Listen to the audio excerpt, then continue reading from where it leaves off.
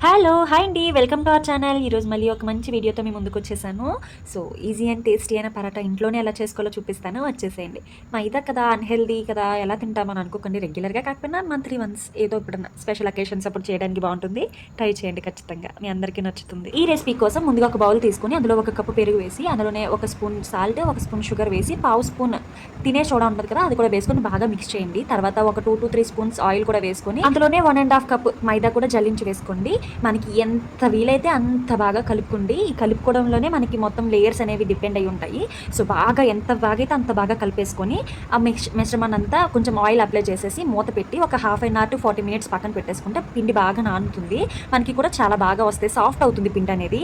మనం ఎంత బాగా కలుపుకుంటే అంత బాగా లేయర్స్ మనకి వస్తాయన్నమాట. ఒక హాఫ్ అన్ అవర్ తర్వాత తీసి చూస్తే చక్కగా నాని ఉంటుంది పిండి. అది మనం ఈక్వల్ పార్ట్స్‌గా సెపరేట్ చేసేసుకొని మైదా పిండి హెల్ప్‌తో కొంచెం కొంచెం వేసుకొని మీరు చపాతీ పీట మీద అది పాముతానంటే మనకి సెట్ అవ్వదు. ఫ్లోర్ నీట్‌గా క్లీన్ చేసేసుకొని దాని మీద మీరు పిండి వేసుకొని నేను చూపిస్తున్న విధంగా పాముకోండి. బాగా స్ప్రెడ్ చేసుకున్న తర్వాత దాని మీద ఆయిల్ అనేది స్ప్రెడ్ చేసుకొని నైఫ్‌తోని చిన్న చిన్న గీతలు పెట్టుకొని నేను చూపిస్తున్న విధంగా కట్ చేసేసుకొని మెల్లగా దగ్గరికి ఇలా అంటుంటే మనకి ఈజీగా రోల్ అయిపోతుంది. సో, దాన్ని కొంచెం లాగి ఎక్స్టెండ్ చేసుకొని నేను చూపిస్తున్న విధంగా రౌండ్‌గా సెట్ చేసేసుకొని పక్కన పెట్టేసుకోండి.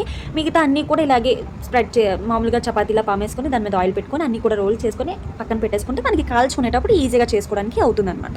సో, ఇప్పుడు స్టవ్ వెలిగించేసుకొని మనము ఎక్కువగా ప్రెషర్ పెట్టి గట్టిగా అణిచేసి పామేయకండి. లైట్‌గా ప్రెషర్ పెట్టి కొంచెం పాముకున్న తర్వాత పెనం మీద వేసేసుకొని అటు ఇటు కాల్చుకున్న తర్వాత ఆయిల్ వేసుకొని కాల్చుకుంటూ ఉంటుంటే మీడియం ఫ్లేమ్‌లోనే ప్రాసెస్ అంతా చేయండి. హైలో పెడితే మాడిపోతాయి తప్ప వేగవు.